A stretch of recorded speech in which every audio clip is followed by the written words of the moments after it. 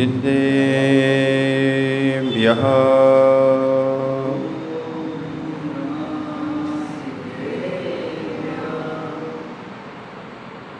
चन्द्रप्रभं चन्द्रमरीचिगौरं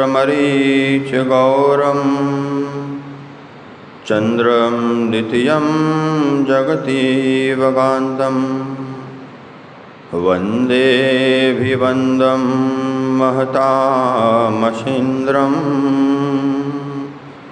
जिनं जितशान्तकषायबन्धम् नमो अरिहन्ताणं नमो सिद्धाणं नमो आयरीयाणं नमो बुद्धायाणं नमो लोये सवसाहुणम्।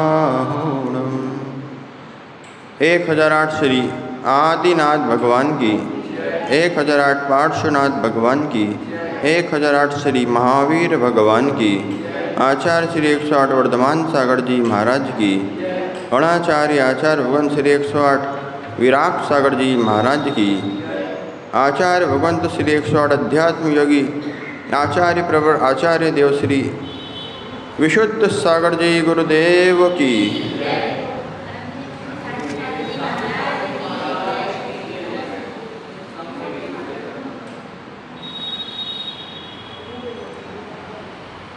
भव्य बंधुओं, अंतिम तीर्थंकर भगवान वर्धमान स्वामी के शासन काल में विराजमान होकर हम उनकी पावन पीयूष देशना का यहाँ रसपान कर रहे हैं। तीर्थंकर जिनेन्द्र की यह पीयूष देशना मनीषियों जगत कल्याणी है। जयवंत हो श्रवण संस्कृति, जयवंत हो नमोस्तु शासन जिन सरस्वती। भगवान सर्वज्ञ प्रभु ने उपदेश दिया कि निज के भावों को समझने के लिए द्रव्यभूत क्रिया को करता है जीव। निज के भावों को समझने के लिए जिनालय बनाया गया, निज की परिणति को स्वयं में लीन करने के लिए, परिणामी भाव को ज्ञायक स्वरूप में लीन होने के लिए, ज्ञायक होने के लिए परिणामों को देखना होगा। टंकोत्कीर्ण ज्ञायक स्वभावी परमात्मा स्वरूप भगवती आत्मा जो षट्कायिक जीवों में भी है, जो वनस्पति कायिक जीवों में भी है, जो एकेंद्र से लेकर पंचेंद्र तक में भी है, जो वायु कायिक में है, अग्नि कायिक में है, जल कायिक में है, यथा यथा स्व स्थान में परिणति से घूम रहे नाना जीवों का परिणमन क्यों हुआ।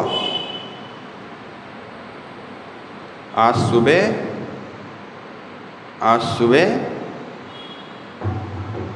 क्या नाम है?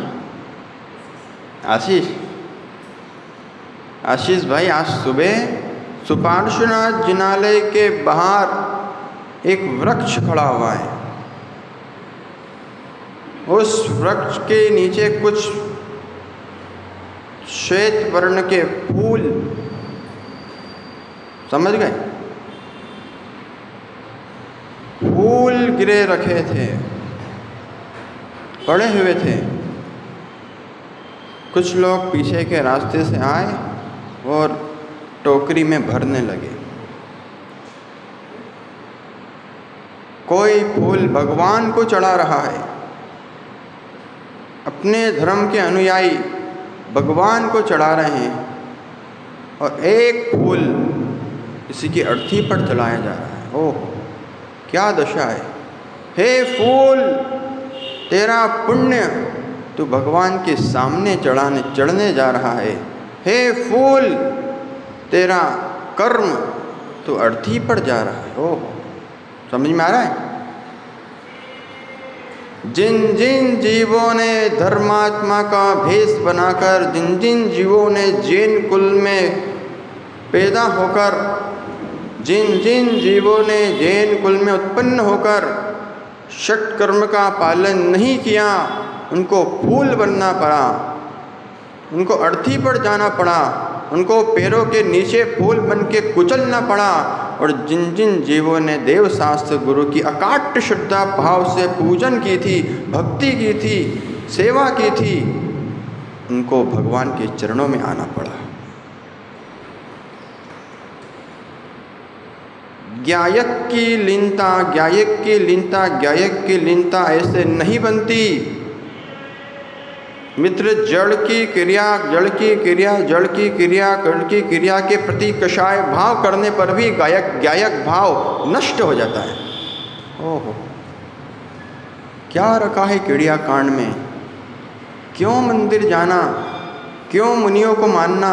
ये जब तुम विरोधाभास भी कर रहे हो, आगम का, जिनागम का, परमात्मा का, तुम कषाय भाव से युक्त होकर विरोधाभास भी कर रहे हो, तो ये समझना मित्र तुम्हारे ज्ञायक भाव के अभाव हो चुका है।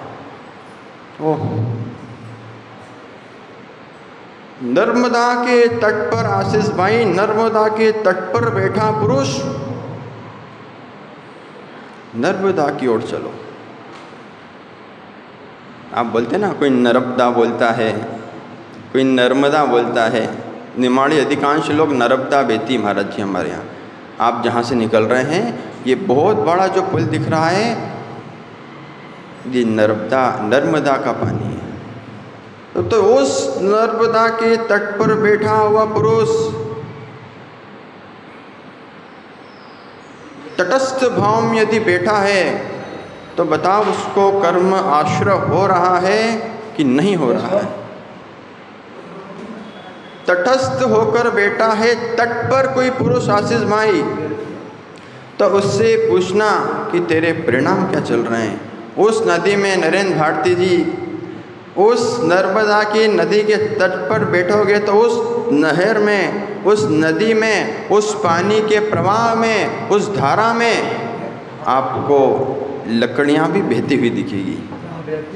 ओहो, उस धारा के प्रभाव में आशीष भाई आपको सागौन की लकड़ी बहती हुई दिख सकती है, कुछ फूल बहते हुए दिख सकते हैं, मुर्दों की राख भी लोग बहा दिया करते हैं कभी कभी, हड्डी भी जाती दिख जाती है। कोई जीव जानवर का यदि कोई घात हो गया है तो भारती जी एक गाय भी बहती हुई हमने देखी है। और तो और लोग भी बह जाते हैं मात्र फोटो खिंचवाने के चक्कर में। ओहो, पूना लोना वाला टैंक में जो एक कांड हुआ था, मात्र फोटो खिंचवाने के चक्कर में। इसलिए अपने बच्चों को, स्वयं को प्राकृतिक आपदाओं से बचाना हो, भौतिक आपदाओं से बचाना हो, तो जैनत्व के संस्कार देना पड़ेंगे। जिन जिन जीवों ने जैनत्व के संस्कार बच्चों को नहीं दिए, कड़वा लग सकता है माँ, कड़वा लग सकता है, लेकिन जिन जिन जीवों ने संस्कार नहीं दिए, उनकी संतानें अपनी संतानों को, उनकी संतानें पंचोलिया जी अपनी संतानों को कभी संस्कारित नहीं कर पाती। ओह, मैं खुद भगवान के, परमात्मा के दर्शन करने नहीं जाऊंगा, मैं खुद सत्कर्म का पालन नहीं करूंगा, तो मैं बच्चों को क्या सिखलाऊंगा? धन्य है वो परमात्मा जिन्होंने अपने लिए जीवन नहीं जिया। आज तीर्थंकर स्वामी जंगल में बैठकर चले जाते मोक्ष कर्मों की निर्जरा करके, तो उनको शायद कोई ना जानता, लेकिन भारती जी धन्य हो वर्धमान स्वामी जिन्होंने निमाड़ के प्रांत में विहार किया, जिन्होंने उत्तराखंड में विहार किया और सम्मेद शिखर जी तक पहुँचे, मालवा प्रांत में विहार किया और सम्मेद शिखर जी पहुँचे, बुंदेलखंड की ओर विहार किया, गिरनार जी पहुँचे। कहाँ कहाँ आप जाओगे, जहाँ जाओगे वहीं जैन का अस्तित्व दिखलाई देगा, और जैन का अस्तित्व मिटाने की कोशिश करता है वो स्वयं मिट जाता है। ओह, हे अस्तित्ववानों, हे अस्तित्ववानों, तुम गायक में लीन कब होगे? जब पर को देखना बंद कर दोगे। ना पर की पुष्टि करना, ना पर की पुष्टि करना है, ना पर की तुष्टि करना है। अब चलो, अब संभल के सुनना। आशीष भाई कहाँ बैठे हो? कहाँ बैठे हो? नर्मदा के तट पर बैठे हो ना? भूल गए? नर्मदा के तट पर बैठा पुरुष हर धारा में बहते हुए वस्तु को देख रहा है, लेकिन देख रहा है, लकड़ी जा रही है, राख जा रही है, फूल बहते हुए जा रहे हैं। अगर देखते देखते भारती जी उसको फूल उठाने का भाव आ जाए, लकड़ी उठाने का भाव आ जाए, तो सबसे पहले आशीष होगा तो क्या करेगा? कपड़े वपड़े खोलेगा और सीधा नदी में छलांग लगा के लकड़ी और फूल को उठाने पहुंच जाएगा। कई बार लोग एक का सिक्का फेंको नदी में। शिप्रा के तट पर उज्जैन में कई बार देखा करते थे हम लोग। एक सिक्का फेंको तो गरीब जो बच्चे होते हैं वो सीधी छलांग लगाते, गोता लगाते, तो नदी के अंदर तट तक वो लेकर सिक्का ऊपर आते हैं, जाकर ऊपर ले आते हैं। और अगर कोई दुर्घटना हो जाती है तो बेचारे ऊपर भी नहीं आ पाते। ऐसी हे गायक, तेरे भीतर में कोई दुर्घटना ना हो जाए, इसलिए मन को स्थिर करना सीख जाओ। मन को स्थिर करना सीख जाओ। पानी का बहाव प्रवाह बह रहा है, तुम कितनी बार उसको देखने जाते हो, लेकिन कई बार आपको लगता है जो जा रहा है जाने दो, लेकिन ये भाव साधु पुरुष के अंदर आता है, जो है सो, जो है सो है। मात्र मित्र मित्र, घर में विसंवाद हो जाए, रोड पर चलते हुए विसंवाद हो जाए, कहीं कषाय का अवसर आ जाए करने का, तो कहना जो है सो है। बेटे की माँ, तेरे बेटे की माँ यदि तेरे पे बहुत क्रोध करती हो, उससे कह देना, अपने मन से कह देना, हे मन समय दे दो। जिसने धैर्य रखकर योगी जी धैर्य रखकर समय को समय दे दिया है, उनका समय अवश्य आया है। आचार्य भगवंत कहते हैं, हमने वो दिन देखे हैं भारती जी, गुरुदेव श्री हमेशा कहा करते हैं, हमने वो दिन देखे हैं जब कमंडल उठाने वाला, पकड़ने वाला भी नहीं मिलता था। भोपाल की आगवानी अभी हुई तो जो लोग आचार्य भगवंत को शुरू में नहीं जानते थे, मुनि अवस्था में, आज वही लोग कह रहे थे कि सबके दिन एक से नहीं होते, सबके दिन एक से नहीं होते। स्वच्छ सुंदर मन का मालिक वही बनता है जो अपने भावों को समय दे देता है। स्वच्छ सुंदर जीवन का निर्माण करने वाला निर्माता वही बनता है आशीष भाई, जो समय को समय दे देता है। समय पे आ जाओगे तो समय सार सुनने को मिल जाएगा, और समय पर नहीं पहुँचे प्रवचन में तो समय सार सुनने को नहीं मिलेगा।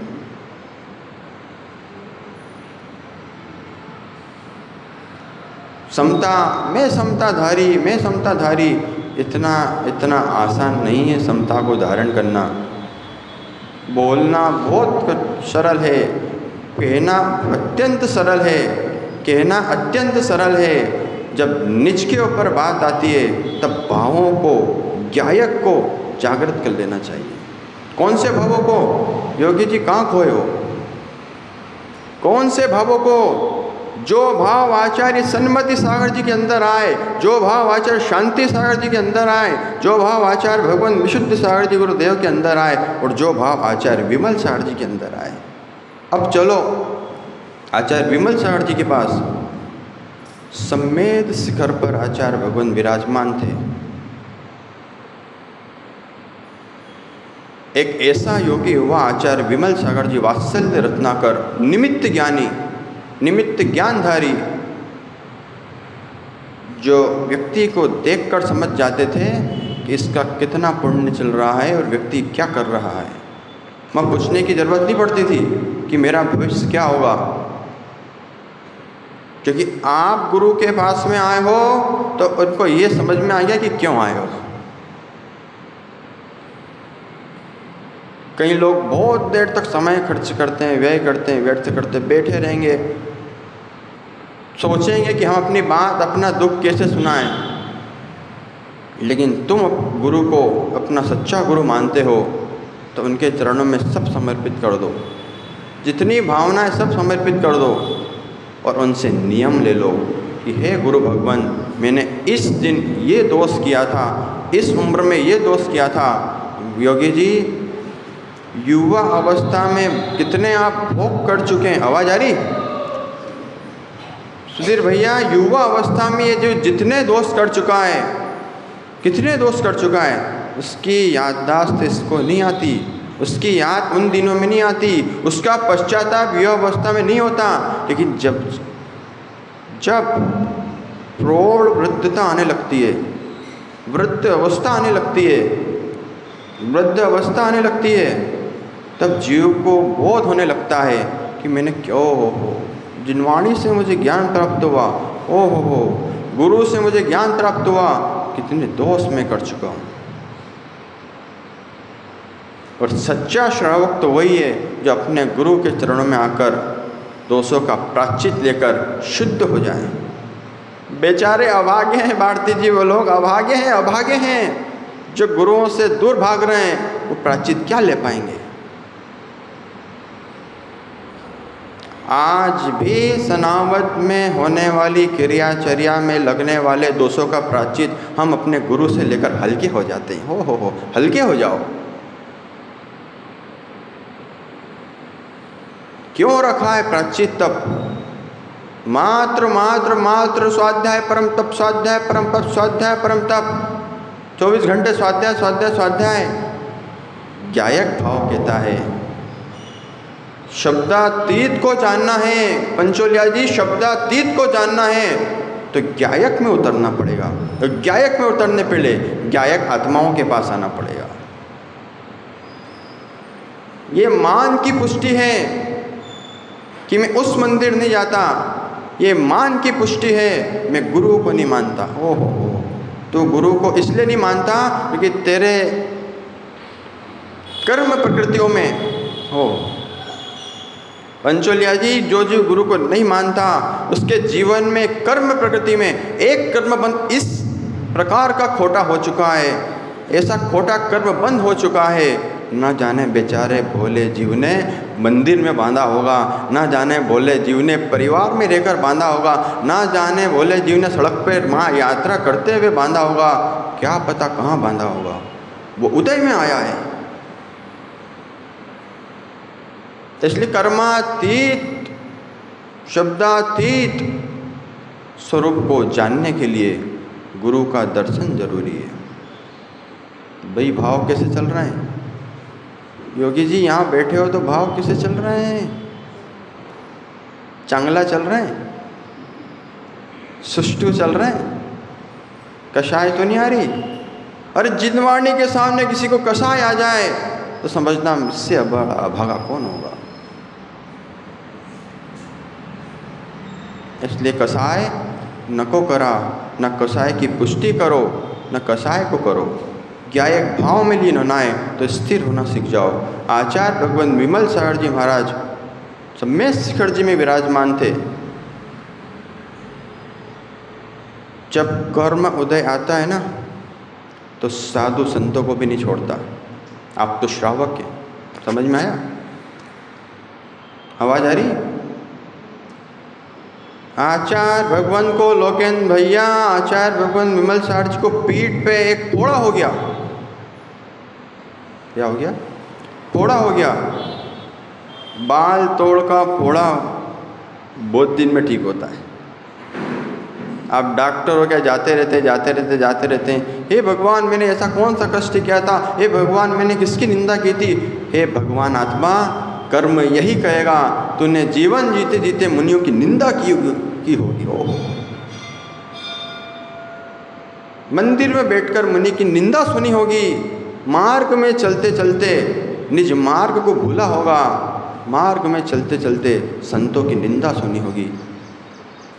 यदि कभी मुनि की निंदा करते कोई मिल जाए, उससे जय जिनेन कर लेना।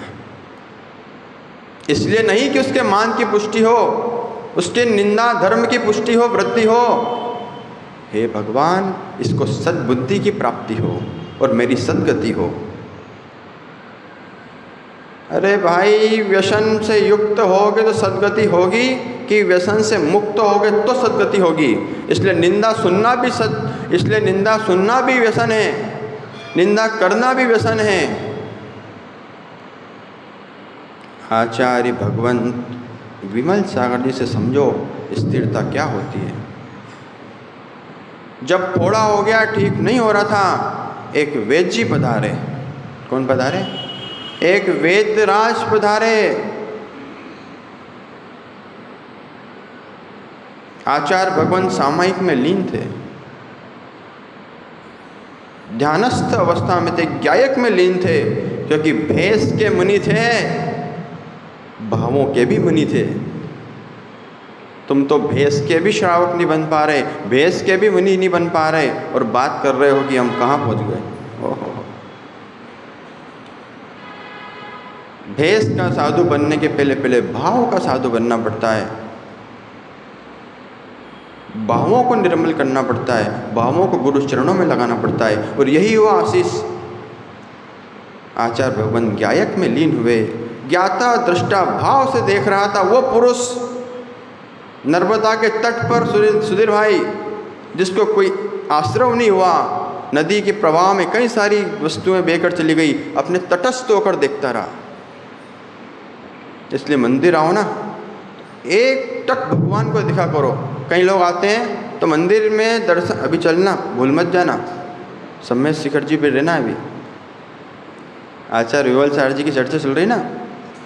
जिसको भगवान को देखकर स्थिरता अपने अंदर लाना हो, तो लोकेन भाई पहले वो इस मूढ़ता का त्याग करें, इस भ्रम का त्याग करें कि भगवान के सामने आकर आंख बंद करके बैठ जाओ। घर में तो लैपटॉप खोल के न जाने क्या क्या देख रहा है, घर में तो ऑनलाइन पे जाने कहाँ का किससे बातें कर रहा है, और यहाँ आके भगवान के सामने आंख बंद करके बैठा है। ओहो हो, यहाँ आकर तो जिनालय इसलिए बनाए हैं कि तुम्हारा शुभ उपयोग भगवान को देखकर प्रारंभ हो जाए, और जो अभागे भगवान के दर्शन करने नहीं आ पा रहे, उनसे अभागा, उनसे बड़ा अभागा इस दुनिया में कौन होगा? उनसे बड़ा पाप आत्मा कौन होगा? मैं पुण्य आत्मा हूँ, आशीष भूल जाया करो। मैं जिनेंद्र भगवान के रोज दर्शन करता हूँ, मैं पुण्य आत्मा हूँ। मैं उस पापी आत्मा से तो उत्कृष्ट हूँ, मैं पुण्य आत्मा हूँ। तो भगवान के सामने कभी आंखें बंद नहीं की जाती, भगवान को एक टक आज्ञा चक्र पे निहारा जाता है, और जो निहारना सीख जाता है वो भगवान के मुख से भी ओम निकला लेता है। योगी जी, भगवान के मुख से भी ओम निकला लेता है कौन पुरुष? जो भगवान को तटस्थ होकर देखता है। जो तटस्थ नहीं हो पाता, बुरा मत मानना। जो सुधीर भाई तटस्थ नहीं हो पाता, तटस्थ नहीं हो पाता, ज्ञायक भाव से भगवान को नहीं देख पाता, वो पंथों में डूब जाता है। समझ में आया विषय? भगवान इस पंथ के हैं, भगवान अमुक पंथ के हैं, भगवान पे ये चढ़ाया जाता है, भगवान पे अमुक वस्तु द्रव्य चढ़ाया जाता है। भगवान कहते हैं, मुस्कुराते हैं भगवान। क्या भगवान मुस्कुराते हैं? हाँ मित्र आशीष, भगवान मुस्कुराते हैं कि ओ पागलों की भीड़ लगी है, पागलों की भीड़ लगी है। देखो देखो दरबार में कैसा कषाय का शोर मचा रहे हैं, दरबार में भीड़ लगी है। भगवान हंसते हैं। कोई कह रहा है भगवान मेरे हैं, कोई कह रहा है भगवान मेरे हैं, कोई कह रहा है भगवान तेरे हैं। लेकिन भाई भगवान ने कब कहा कि मैं तेरा हूँ? भगवान ने कभी नहीं कहा कि मैं तेरा हूँ, तेरे परिवार का हूँ, मैं तेरी बेदी का हूँ। वेदी पे नाम भी लिखवा लो ना, तो इस कसाई की पुष्टि में मत चले जाना, इस गहरे मिथ्यात्व में मत चले जाना कि मेरे पिताजी की वेदी है। जो भगवान ही वेदी को स्वीकार नहीं कर रहे हैं, भारती जी खड़े हो जाएंगे प्रश्न करने, अभी संभल के रहना। भारती जी कहने लग जाएंगे अभी, कौन से भगवान ने कहा? अगर भगवान स्वीकार कर लेंगे कि जांगड़ा पोरवाल मंदिर मेरा है, सुपार्श्वनाथ मेरे नाम का मंदिर मेरा है, तो भगवान नहीं बचेंगे। समझ में आया? इसलिए आज से त्याग कर देना। जितने जिनालय दिखे, हम तो भैया गुरु आज्ञा में रहते हैं, कोई कुछ भी कहे, कहना तो कसाई वालों का काम है, सुनना थोड़ी अपना काम है। अपने तो ज्ञायक में लीन रहना है, ज्ञाता दृष्टा स्वरूप में लीन रहना है। जो कहता रहे। हम तो जितने जिनालय दुनिया में मिलते हैं सबको प्रणाम करते हैं, बस होना जिनालय चाहिए, होना वीतरागी भगवान चाहिए।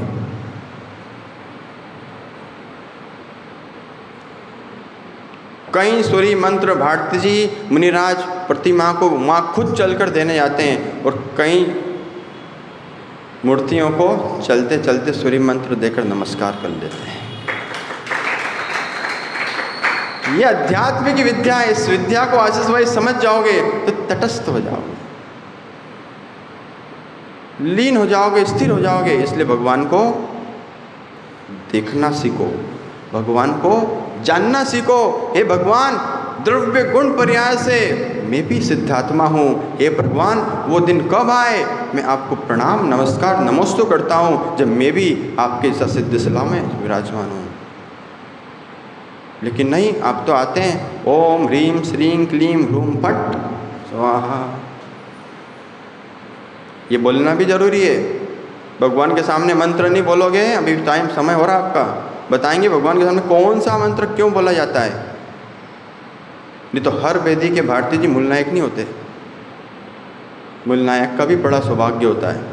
अध्यक्ष बनने के लिए जब पुण्य चाहिए पड़ता है, तो भगवान के मूल नायक होने के लिए, वेदी के मूल नायक होने के लिए, संघ का नायक होने के लिए, आचार्य होने के लिए कितना पुण्य चाहिए पड़ता है। धन्य हो आचार्य भगवंत, जो इतने विशाल संघ को, आचार्य विरागाचार्य जी कितने विशाल संघ को व्यवस्थित रूप से चला रहे हैं। विरागोदय पुथरिया में आचार्य भगवंत का चौमासा हो रहा है। क्या हो रहा है कि चतुर्मास? एक ही बात है, पूछते रहना चाहिए, सो तो नहीं गए। तो आचार्य विमल सागर जी महाराज सब में शिखर जी विराजमान थे। ऐसे स्थिर हुए आचार्य भगवान आशीष भाई, ऐसे स्थिर हुए कि वेद जी आया, उसने मवाद पूरा पकड़ के दबा के निकाल दिया। लेकिन ऐसे सामायिक में लीन थे। अब आपको कोई मवाद थोड़ा फोड़ दे तो आप माँ माँ चिल्लाओगे, पिता पिता चिल्लाओगे, पड़ोसी पड़ोसी चिल्लाओगे, ये आप जानो कि स्थिरता नहीं है। उनमें इतनी स्थिरता थी मुनि भगवंत में, आचार्य विमल सागर जी में, कि वेद जी ने पूरा फोड़े का मवाद निकाल दिया, रुई से पूरा साफ सुफ कर दिया। आधे घंटे बाद मुनिराज सामायिक में से बाहर आए और देखते हैं वेद जी सामने बैठे हाथ जोड़े। वेद जी को आंसू आ रहे थे। ओ हे मुनिराज, धन्य है आपकी दशा, धन्य है आपकी स्थिरता। आपने देही पर ध्यान नहीं दिया जब मैं आपका फोड़ा ठीक कर रहा था, जब आप देही पर विराजमान थे। ओह, देही मतलब चैतन्य आत्मा, लेकिन आपका ध्यान देही पे रहता है।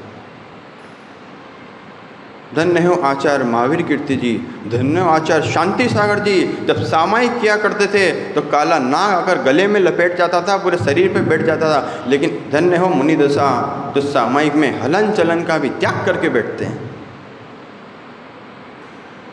भावों में निर्मल नहीं, भावों में कषाय नहीं आती, निर्मलता ही रहती है। भावों में ये विकार नहीं आता कि कौन मुझे सामायिक करता हुआ देख रहा है। ओहो, एक होती है नाम सामायिक, एक होती है द्रव्य सामायिक। नाम सामायिक का वर्णन करेंगे फिर आपसे। इसलिए स्थिर होना है, अहमिको खलु शुद्धो दंसन मान नाणमयो सदा रुवी। अपने जीवात्म स्वरूप का बोध करना है तो एको हम का ध्यान रखो। जब मृत्यु होती है तो शमशान तक लोग छोड़ने जाते हैं, उसके बाद फिर लौट के आ जाते हैं। एक बार एक व्यक्ति की मृत्यु हुई और चौराहे पर बैठकर आशीष और आशीष का दोस्त, समझना विषय अपने मत ले जाना, कचौड़ी खा रहा था। क्या खा रहा था? कचौड़ी का रसपान कर रहा था। उसका मित्र कहता है, अरे चल चल, अपने ही समाज के हैं, छोड़ने जाना पड़ेगा। बोले देख ले वृद्ध है कि युवा है। क्या बोलता है? समझो समझो। इसलिए जिनको समाज में कोई नहीं जानता, जिनको समाज में कोई नाम नहीं लेता, उनको समाज में धर्म करना प्रारंभ कर देना चाहिए। आखिरी समय में लोग ये ना कहें, देखो देखो युवा गया कि मुनि गया, मतलब युवा मरेगा तो छोड़ने जाएगा,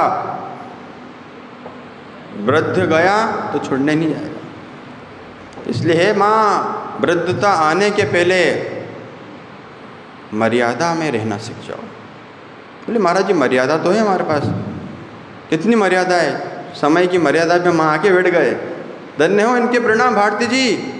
खूब खूब आशीर्वाद पूरी जैन समाज को, जो इस पंचम काल में भी नाश्ता पानी छोड़कर जिनवाणी का रसपान कर रहे हैं। आपका समय हो गया।